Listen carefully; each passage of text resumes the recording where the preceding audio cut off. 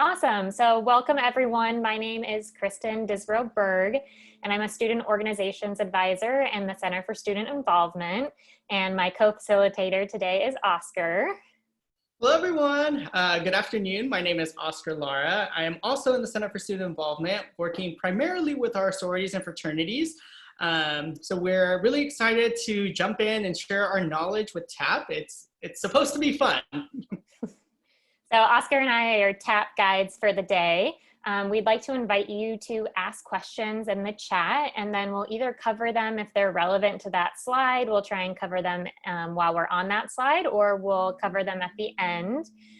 So we'll go through the presentation, and then we're actually going to open up a TAP to show a couple of tips from actually looking at a TAP, and then we'll have that Q&A.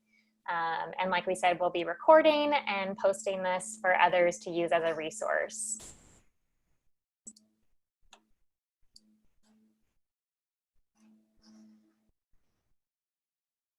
So the Triton Activities Planner, or TAP, it's an online event management system, and it's meant to help you plan your on-campus events. All on-campus events that are hosted by registered student organizations require a TAP. The only exceptions of when you wouldn't need a TAP are if it's a general body meeting, if it's a dance rehearsal, because those are considered general body meetings for most of our dance organizations, and then if it's an information-only table. So information-only tables are if you're just handing out information on Library Walk and collecting email addresses. But as soon as you add in food, the handling of money, activities like cornhole, then that would not be an information-only table and would also require a TAP. And TAP is meant to support and guide you in the event planning process. It's collaboratively managed by many campus partners, so the Center for Student Involvement, also the Student Life Business Office, SLBO, University Centers, or UCEN, Recreation and Environmental Health and Safety, or EH&S. We're all here to help you and support you in planning your events on campus.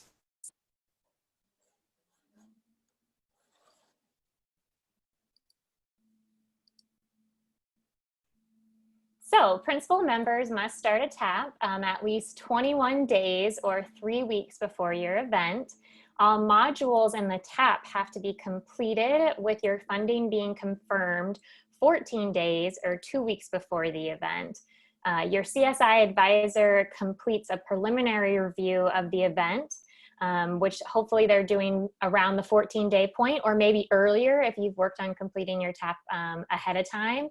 And then that sends a notification to our other campus partners for them to review other modules that they oversee. And once all of our campus partners have reviewed the relevant modules that are assigned to them, then that's when your CSI advisor would go in and final review. And we hope that that happens around the 7-day point. So while you are required to start your TAP at least 21 days before, you can definitely start it earlier than that. If you're trying to get a jump start on your TAPs, you already have the reservation. It's a really large scale event that's important to your organization. You might want to be starting sooner than that 21 days out.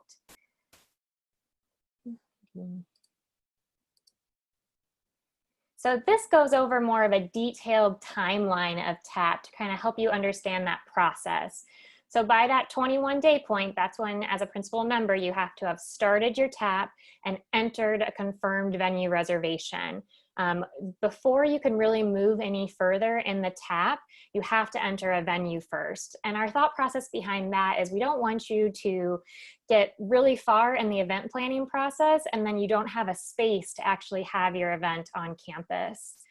And then between the 21 and the 14-day point, that's when you as a principal member are working to complete all of your modules in the TAP and submit the TAP completed on your end by 14 days before.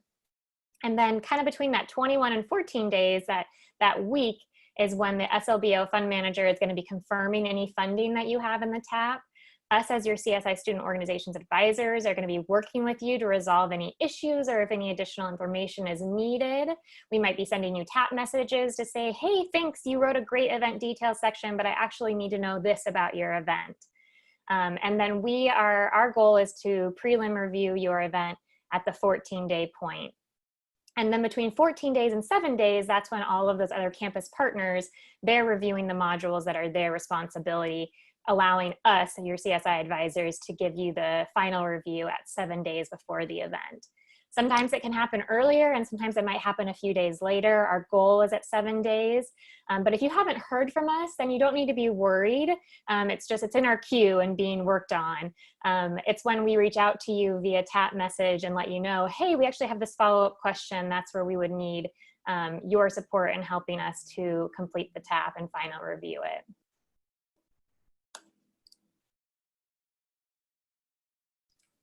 Great. Thanks, Kristen, for sharing, the framework and the timeline on how TAP works. Here, we'll start going over how to create a TAP. Again, you have to be a principal member of a registered student organization to create a TAP for events on campus.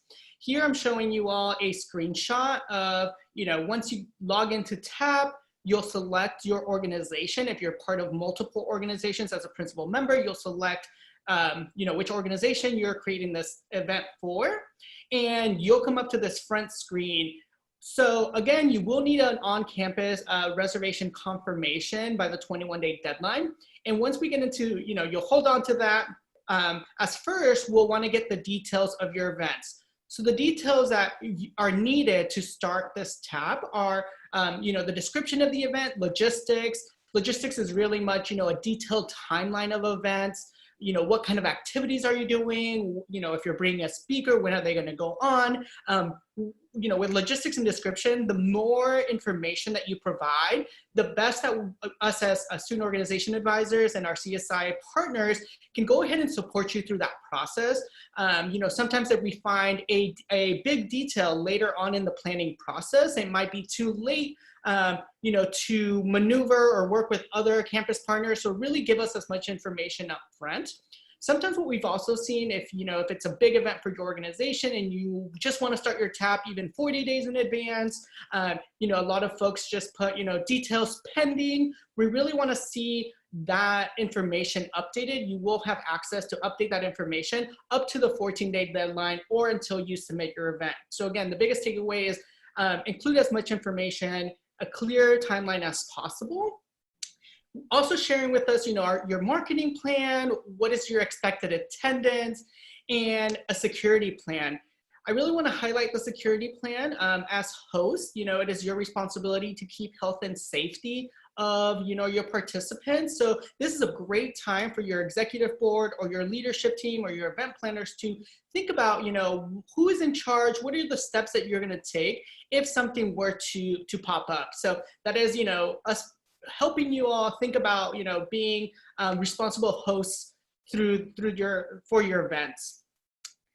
After, we create the tab, we include the details, you will go ahead and at that point, submit your reservation number or your reservation confirmation. And that will allow you to then move on to the third step, which is completing a questionnaire that will auto-populate. Yeah, if you want to, yeah, perfect. Completing a questionnaire that will auto-populate what we call modules. Modules are very much like a roadmap to your event of areas of your event that need to be completed with the university to have a successful on-campus event. So we've submitted the details, we've done, the confirmation of your event space, and now we're in your questionnaire. So how you answer this questionnaire that has been developed with our campus partners as well as our student organization team determines which modules are required for you to complete to have an event on campus. Sometimes the questionnaire might not give you modules that you need or might give you modules that you don't need. So you'll work with your advisor to remove them, or sometimes, like we mentioned earlier, details might change later on in the planning process. So you'll work with your CSI advisor to go ahead and include or remove modules. So some examples of those questions, it's about I believe, 10 to 12 question, real quick questionnaire. But I just wanted to highlight 3 questions on there that really show, how you answer will give you what module. So the first one is, will you have a paid or unpaid performer, speaker, DJ, artist, comedian, magician, or other performer at your event? If you say yes, then you will automatically receive the performance agreement module to have these performers at your event on campus. Another big one is, will food be served at your event? If yes, any type of food, whether it be packaged, whether it be catered, or whether it be picked up from a restaurant, will populate the food service and other vendor module. And lastly, the last question I want to highlight is, will you be requesting any reimbursement after your event? If you select yes, a reimbursement module will show. However, it's important to note that this question is really geared towards organizations who have received funding from an on-campus university resource, such as traditionally AS funding or the Triton Community Fund. Sometimes through their processes, or student organizations will pay out of pocket and then be reimbursed. If that's not the case, if it's more you're the event planner who is purchasing the decorations and your organization treasurer will be reimbursing you, that doesn't need to go through TAP, so you would go ahead and click no. This is one that we often see, and we're more than happy to remove it for you. And you might just receive a message from us of, hey, we don't see funding allocated through a university funding source. So let us know a little bit more information, and then we'll make the decision of removing the reimbursement module or keeping it on. One last pro tip about the questionnaire is that once you submit it, you can go back and resubmit with different answers. However, that won't change the modules. Once you initially submit, you've already submitted that process. So if anything needs to change, that's when you will work with your student organization advisor.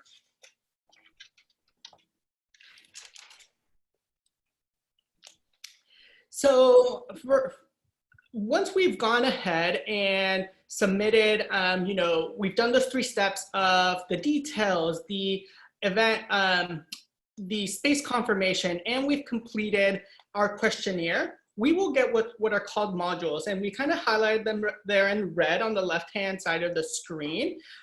This is a screenshot of an event as advisors, and as you all on your end, you would also be able to see, okay, the descriptions, the timeline, we can scroll down and see the security plan and expected attendance, and then on the left-hand side is really a quick navigation of the steps for the event as well as the modules. Later on in the webinar, Kristen will go ahead and jump into a testing tab and show you more of close details for that. The next part of the TAP we want to highlight is the TAP messaging system. So TAP Messenger is a way for you to directly communicate with relevant university staff, such as your CSI student organization advisor. We prefer that you keep all communication about your TAP in the TAP and through the TAP Messenger. And this is so that everyone working on your TAP can see the messages and also kind of see what the status of the TAP is. This is really helpful if you come to CSI drop-in advising and you meet with a CSI student organizations advisor that's not your specific advisor. That way the drop-in advisor can kind of look through the TAP messaging and see what communication is already had to help you complete the TAP or answer your questions. If that communication is happening in email, that email the drop-in advisor won't be able to see, or other departments will also be looking at TAP messaging and be sending TAP messages. So we really encourage you, if you have questions about a TAP, to keep those messages in the TAP messaging system. Kind of a pro tip about TAP messaging is I like to equate it to Facebook Messenger. So if someone sends you a Facebook message and then you receive an email notification that you've received a Facebook message, you wouldn't reply to the email with the automatic Facebook notification. If you replied to that, it's not going to go anywhere, right? It's going to go into like the Facebook abyss of responded notification messages. So instead, there'll be a link in that email notification that you've received a TAP message sending you directly into the TAP. So that's a good way. Remember not to reply to automatic notifications from TAP, but to click on the link in that notification to take you into the TAP system. And then once you're in the TAP, that's where you would actually send the message. Going through the messenger, you can see that you can decide if you want to BC yourself essentially, or CC yourself on a TAP message so that you get a notification via email as well. And then this is what it looks like from my end. So I could choose to send a message to the event creator, so whichever principal member actually created the TAP. I could also choose to send it to all of the principal members. When you're sending a message, it's really important that you check mark this box to send it to your student org advisor. If you don't check mark any boxes and you send a message, no one's gonna get a notification that you've sent a message. The financial fund manager is to your SLBO fund manager. And then different modules go to different folks. So if you sent one to the facilities university centers, that's gonna go to your USEN event coordinator. Or if you sent one to the food service, that's gonna go to the EH&S folks. Or if you sent one to the university centers AV Tech folks, that's Brooke and Mark, who handle all the AV Tech for student organization events in university centers. So it's important that you check mark those boxes. You can also add additional emails. Let's say you have a faculty, staff, or a community advisor that you want to see that gets the notification, or maybe another principal member that's another member of your organization that's not a principal member. You could add them here as well. In the post in section, this is actually going to be a drop down, and the available options to choose from will be whatever modules you currently have, so that you can decide which section you want it to go under, whatever it's relevant to. Similar to an email, you would make a message, you would have a subject line, and then this is where you would input your message, and then you would post the new message when you were done.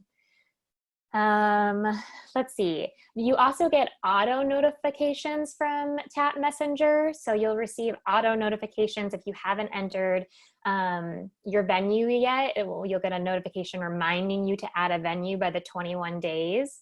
And then between 21 and 14, you're going to get notifications 7 days before, 5 days before, 3 days before, and 1 day before, reminding you, hey, you haven't maybe submitted your TAP for review, and or your TAP really hasn't been preliminary reviewed yet. So it's sending you those notifications to help remind you, oh yeah, that TAP maybe I started 30 days ago. Now my 14-day deadline is approaching.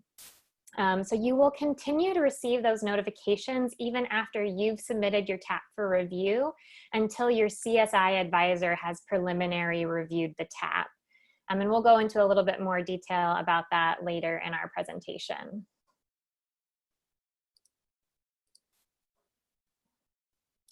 So now we're going to go into all the different TAP modules. And so your CSI Student Organizations Advisor is more like the captain of the TAP, or the gatekeeper. And we're going to ensure all of your modules are completed and correct before you receive that preliminary review. And then that sends the notification to other campus partners to review their modules. So each module is going to be reviewed by different campus partners based on where they work and their expertise. So someone who works in environmental health and safety is most likely going to review your food service module to make sure that the food that you're providing to your participants is being done in a healthy and safe way, because that's their area of expertise. Or if you have the USEN facilities module, your USEN event coordinator is the one that's going to final review that module, because that's the area that they work in and their expertise. And this is all really to help with ensuring that you have healthy and safe events, and that university policies are adhered to. And it's really here to help you, and we're here to help you. So we're going to go through each of the modules listed here. So one of the first modules that we've mentioned is that facilities module, specifically when it's a facility either in university centers, USEN, or with recreation. You receive reservations from those folks, and then their reservation system actually directly connects to TAP. So when you enter in your reservation from USEN, it's going to populate and you're going to select it, and the systems kind of speak to each other, if you will. So that's why it's important for your TAP date to match the date of your reservation. Once you, like I said, once you insert that reservation number, that's going to populate the reservation for you to select. You will need to meet with your USEN or recreation staff member before the 14-day deadline to identify any needs or costs. And those could be things as simple as like, how do you want the room set up? And what arrangement do you want the tables and chairs? Do you want trash cans, and where do you want them located? Do we want a check-in table, and do we want it to be in the room or maybe in the lobby outside the room? So those are some of those details that the event coordinator is going to go over with you in that planning meeting. And it's important that that meeting happens before the 14-day deadline, because if there does end up being a cost associated with your event setup needs, then that funding needs to be confirmed and in the TAP before the 14 days. And these event coordinators are willing to meet with you much further in advance between the 21 and 14-day period. They are able to meet with you 30 days in advance, 40 days in advance if you have questions or it's a really large scale event with a lot of moving pieces. But some spaces don't need a planning meeting. So the PC college rooms, so you think about like the Roosevelt College Room and Price Center, those most likely don't need to have a meeting, because when you make the reservation, you select the room setup when you make the reservation with the one-stop desk. If it does need one or you do have questions, they of course will help you. The facilities folks are also going to identify the level of professional security needed. So as Oscar touched upon, when you're filling out the event details and you provide a security plan, sometimes that's sufficient, knowing that you have a plan in place. Other times you're going to actually need hired security staff, and the facilities folks are going to be the ones to identify and determine if that's something that your event will need. And then those USEN and recreation facility modules are going to be final reviewed by their staff. And usually that's the last process before we final review the entire TAP.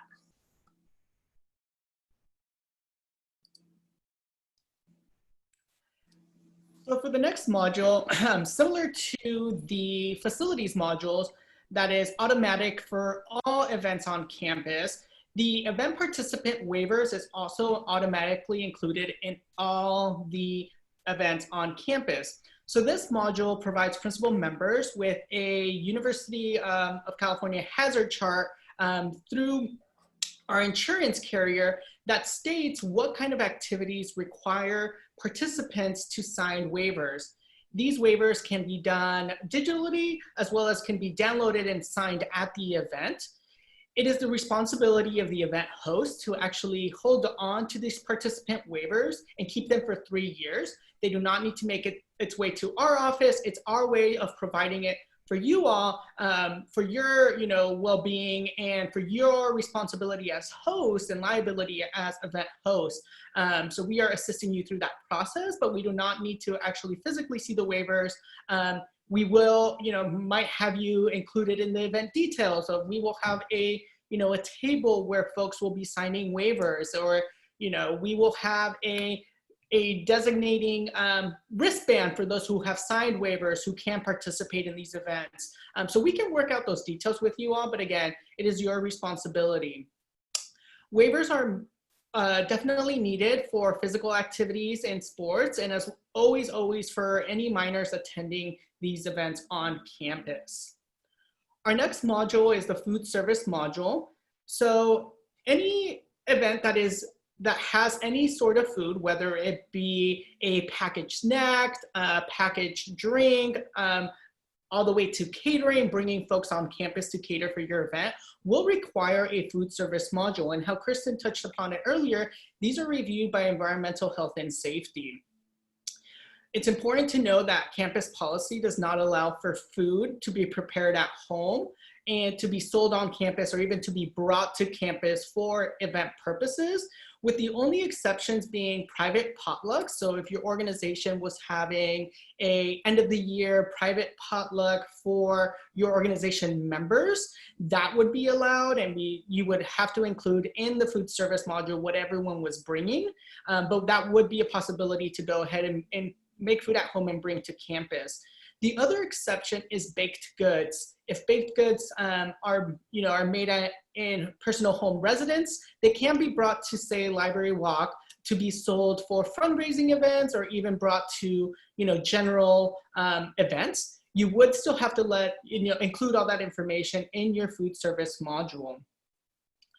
2 pro tips about this module is that it's very important to tell us where the food is coming from, whether that be a vendor, if you say you were bringing tacos of some sort, Putting tacos wouldn't be sufficient. You would have to let us know, we are getting these tacos from Rubio's, from this location, we will be picking it up, or it would be delivery.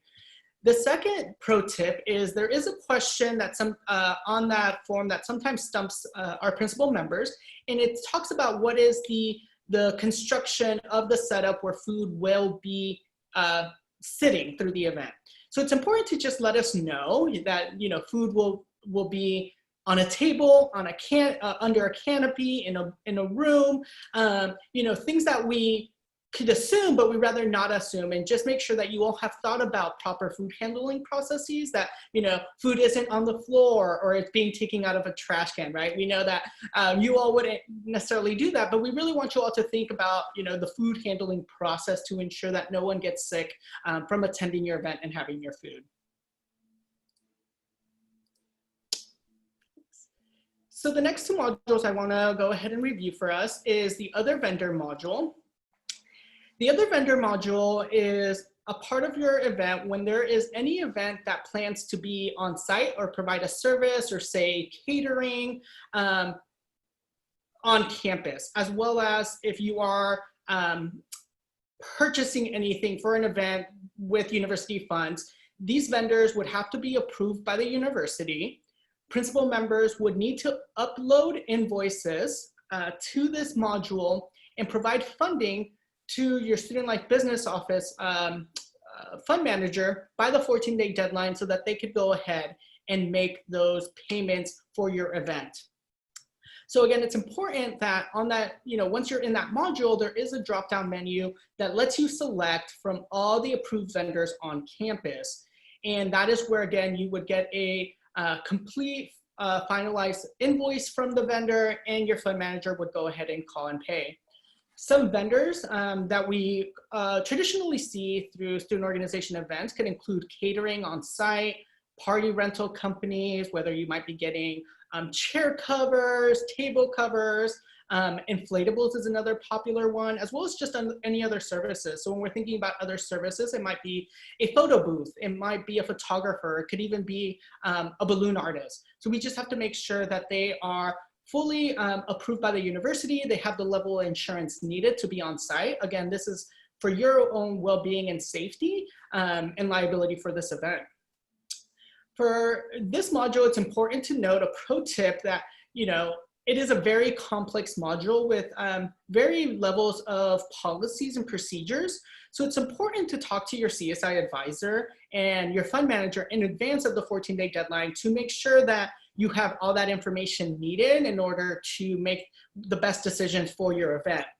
When we're talking about complex events, some examples of what would be considered quote unquote complex would be, a highly attended event, so maybe over 500, maybe an event with a lot of vendors or many funding sources, as well as thinking about, events that are hosted in programming spaces. So whether it be in the ballrooms or whether it be out in the recreation fields, these events tend to have a lot more moving parts that we just want to ensure that you have all the information on the front end. So you're not surprised, 16 days out to your event to know like, this vendor isn't going to work. And then you all have to scramble to find another vendor. So really, really use your CSI advisor as, a resource for you all.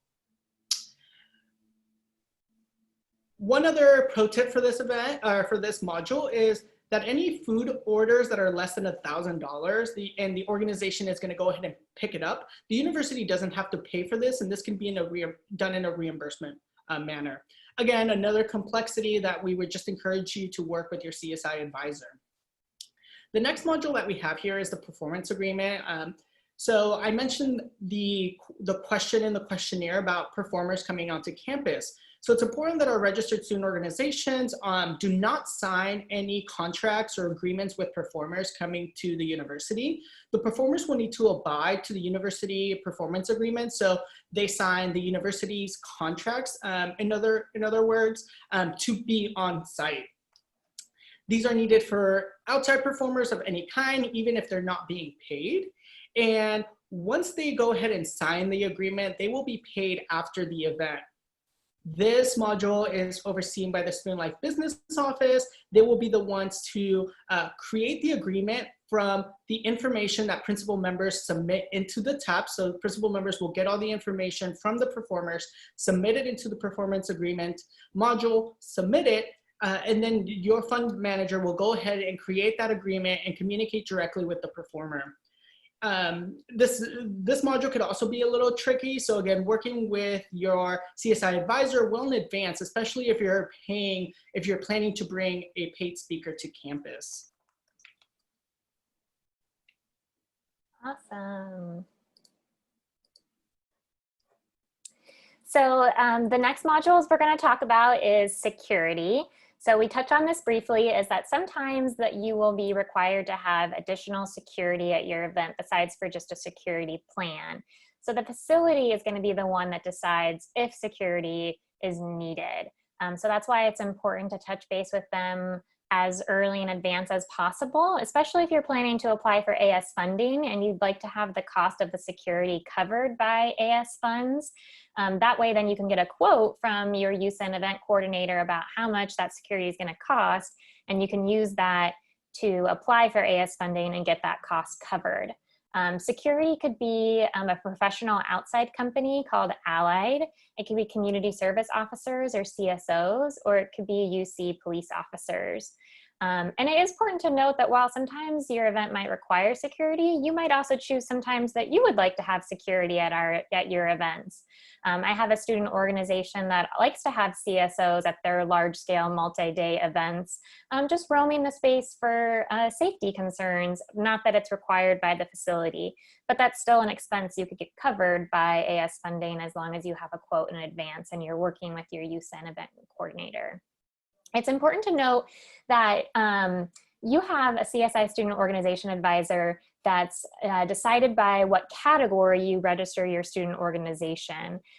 Similarly, the youth and event coordinators also split up which student organizations that they help based on your category. And so once they complete the security module, then if there are any costs associated with it, your SLBO fund manager would be the one to actually do the costs for and pay those people. Another important module is student event insurance. Some events are going to require you to get additional event insurance. So all events that have an expected attendance of 100 people or more are required to have student event insurance. There are some cases where events might also require student event insurance. Sometimes when you open your event to the public, or if you expect 5,000 people or more. So there's some cases like that where, again, it's all about working and being in communication with your CSI student organizations advisor, providing as much detail as possible in the event details section for us to help you with this. Some organizations are going to have a national insurance carrier, such as our fraternity and sorority life groups, or some groups that are connected to national nonprofits. They might already have some insurance coverage for you, but most likely you're going to be using Mercer, which is the insurance company that the university contracts with to provide insurance for student organization events on campus. And the great thing is that insurance, if it's an on-campus event, is free for you. You just have to simply apply for it. And then once you receive your certificate of liability insurance, that's what you would upload to that module, which shows that you've gotten the insurance that you need. So the next part is the funding or the financial review. So like we've talked about, by the 14-day deadline, all of your funding to cover any of the costs and expenses associated with your events needs to be confirmed in the tab. Which means that your SLBO fund manager has either received any money from you that's needed, or they've confirmed with AS funding, Triton Community Fund, the VCEDI office that you've received funding and that funding is available to be used on the expenses associated with your tab, such as if there's facility expenses, security expenses, those other vendors expenses that Oscar talked about, which could be catering, photography, etc., or if performers have costs associated with them. So it's so important that you have that funding confirmed by the 14-day deadline, because if there's no funding for your expenses, then how are you going to have your event? And a couple of different sources that you can receive university funding from are, like we've talked about, Associated Students. The VCEDI office has funding for student organizations. College councils and something else called the Triton Community Fund are different resources available to you to help with the expenses for your event. In some cases, you might be paying for items yourselves and then receiving reimbursement after the event with university funds. So this, you might get $100 of AS programming funds to be used on prepackaged snacks and sodas at Ralph's. So that's not something that your SLBO fund manager can necessarily purchase ahead of time for you. There's no way for Ralph's to kind of create a receipt or purchase order ahead of time. So those are things that you would pay for yourself. And then if you have that AS funding, would get reimbursed after the fact. But we like to be able to pay for the things for you so you're not out of pocket. But that's when you work with your CSI advisor to determine, what vendors you're using and how we can pay for those different expenses. So an important pro tip, like we've talked about, is that your CSI advisor can't preliminary review your event until your funding is confirmed. So sometimes you're like, why am I still getting these TAP notifications saying that my TAP is due in 3 days? I've already submitted it. Well, it might just be held up in the queue, if you will, of waiting for your SLBO fund manager to go in and confirm your funding, which then sends a notification to us to prelim review your event. And similarly, like we've said, you have a CSI advisor based on your category. You have a USEN event coordinator based on your category. You also have an SLBO fund manager, and they divide up the student organizations by letter.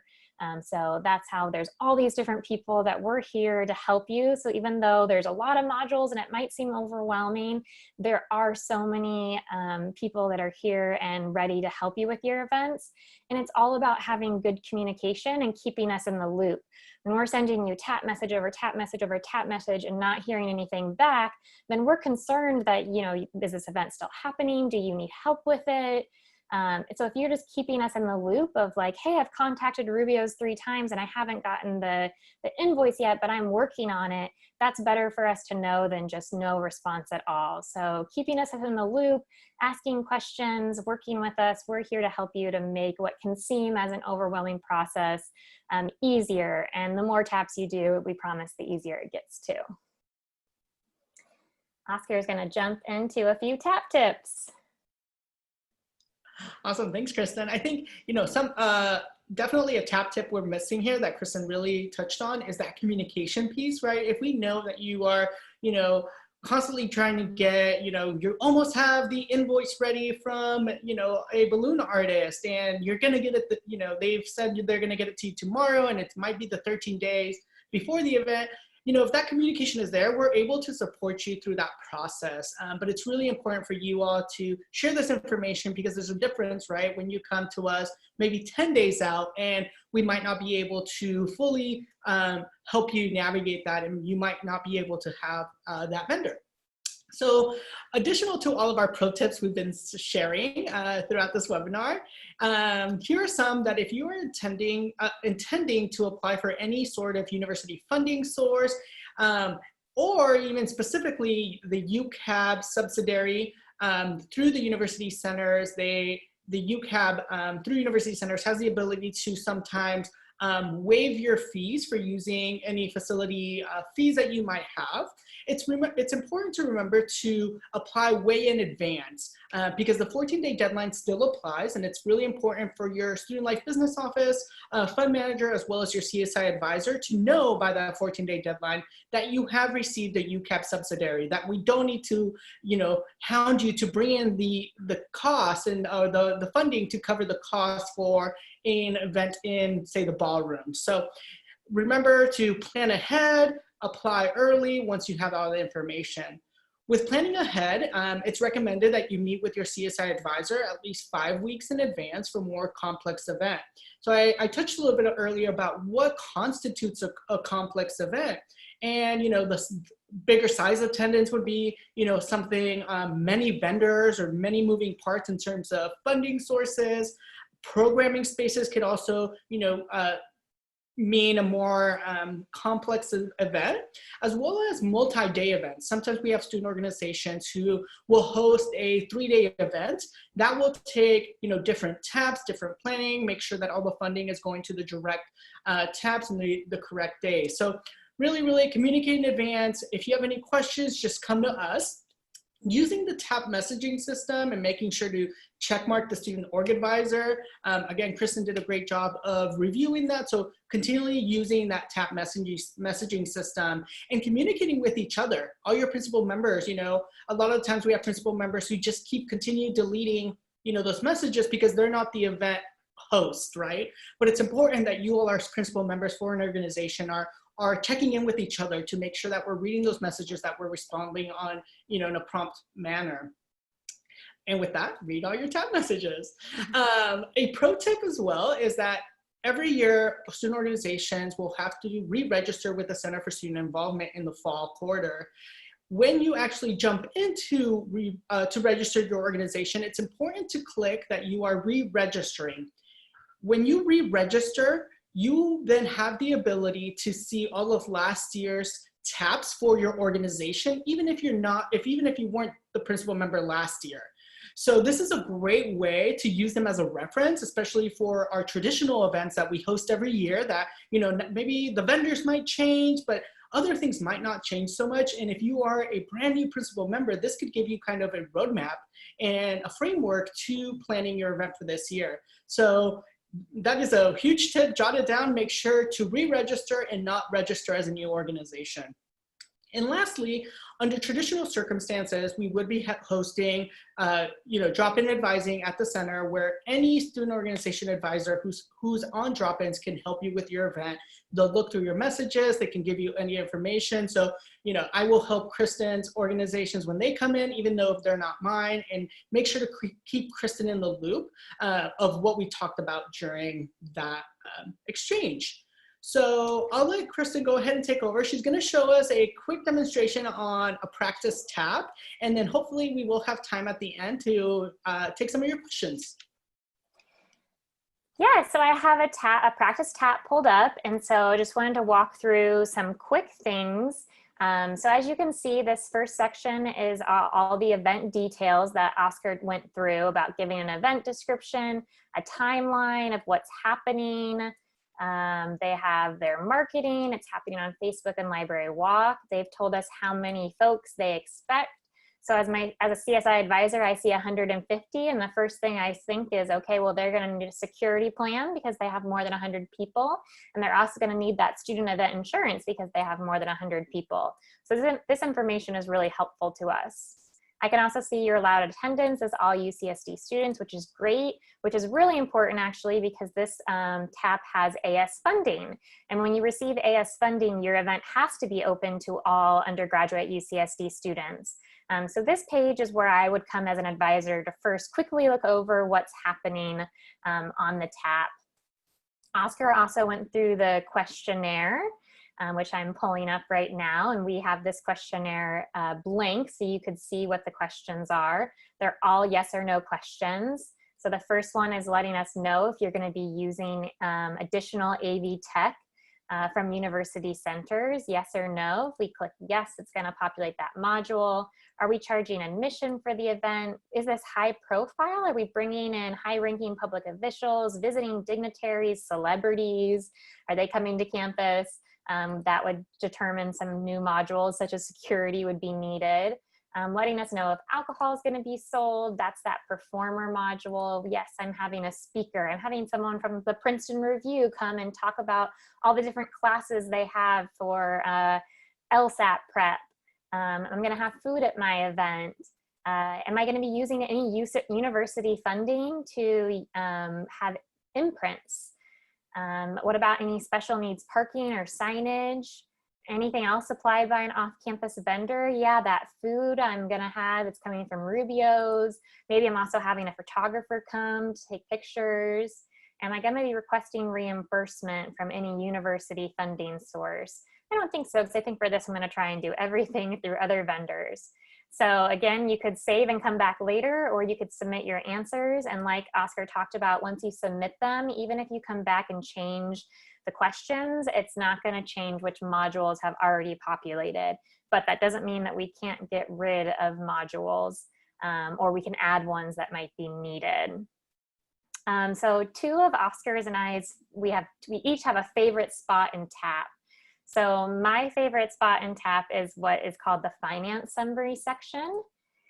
And as you can see, all those different modules now populated based on how I answered the questionnaire. On the left-hand side, that's how you're gonna navigate between all those different sections. I love the finance summary section because it's gonna pull any type of funding that you've entered into the funding module. And it's also gonna pull all of your expenses across all of the different modules into one place.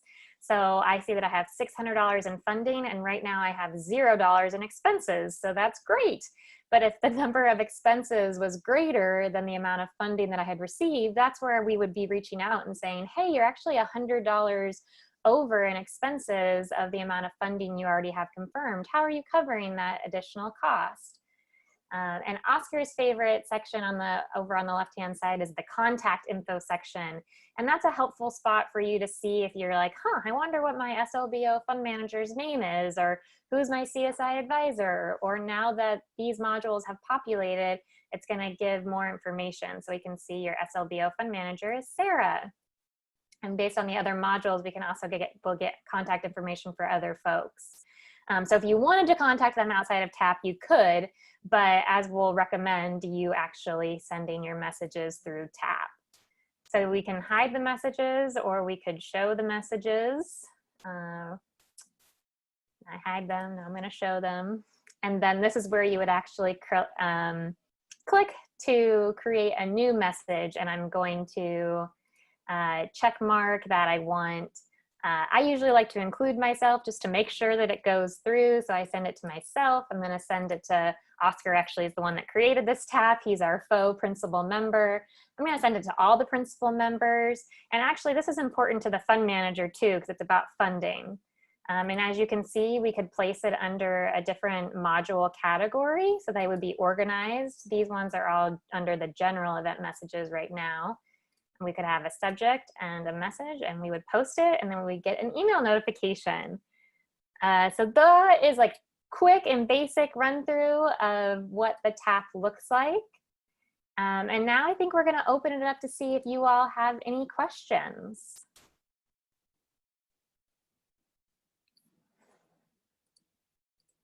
We reviewed our TAP. Oh, COVID. Do you want to touch on that really quick, Oscar? So you all feel free to use the chat feature to type in any questions. I know it was a lot of information and it might seem overwhelming, but we promise you TAP is easy. It's meant to support you have successful events. So while you all are thinking about your questions, I'll go ahead and cover this last slide. During this time of COVID-19, there's a lot of just uncertainty and just a lot of questions in terms of where does TAP stand now? Currently, TAPs are not needed for virtual events. There are some organizations still hosting virtual events. They do not need to go through the TAP system, as TAP is only for in-person events taking place on campus. The Student Life Business Office is currently processing reimbursements through an online form. If AS funding has awarded, any funding for virtual events. And I know that there was communication through the principal member listserv that they were providing funding for these sorts of virtual events. Currently, our guidelines for fall on-campus events, they're still in flux as we get information and waiting for county, state, federal, guidelines to make sure, we want to make sure that everyone is safe on campus when we're hosting these events. So once these guidelines are, created, They will be communicated through the principal member listserv as well as posted on our website. And as organizations are registering next year, you will, in the fall, I should say, you will also be receiving that information as it comes, and we will be well versed to support you through that process. If you have any questions, feel free to reach out to your CSI advisor. We are available during the summertime or the time without, virtual instruction or quarters. So feel free to reach out to your CSI advisor. If you are a new organization or you just don't know who your CSI advisor is, you can message our Get Involved email, getinvolved@ucsd.edu, with a general question, and that will be traced back to the appropriate CSI advisor to assist you with your questions. And lastly, like we mentioned earlier, we will continue hosting the registration process for student organizations for the next academic year in the fall.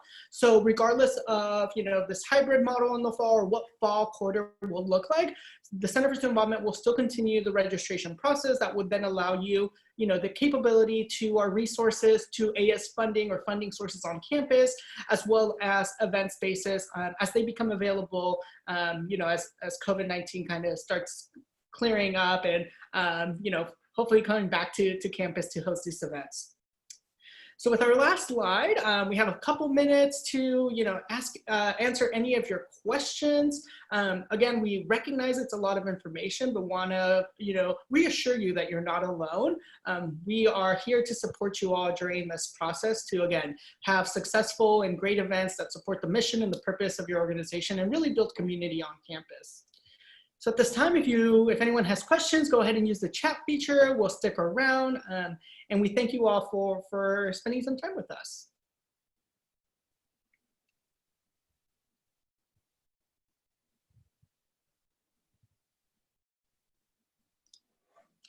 Great, I see one question in the chat. Even if TAP isn't necessary for online events, can we still use it for virtual events?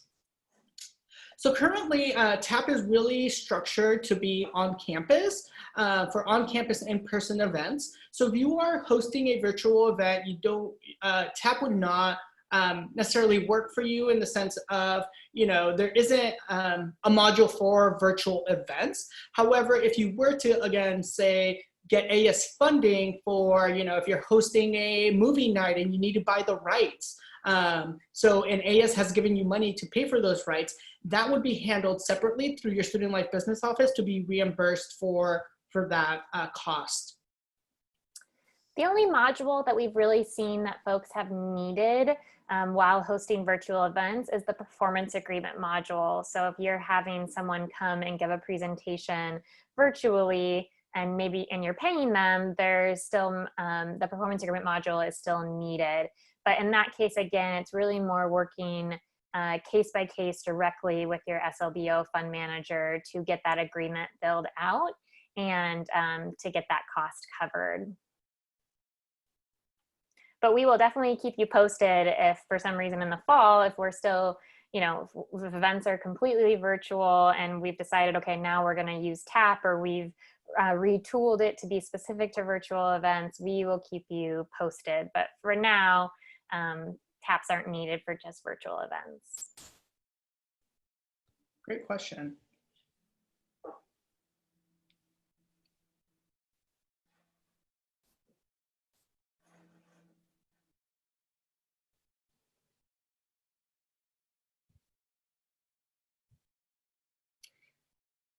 So we are going to be mindful of everyone's time. So we'll stick around for 2 more minutes. If anyone has questions, go ahead and drop them into the chat box.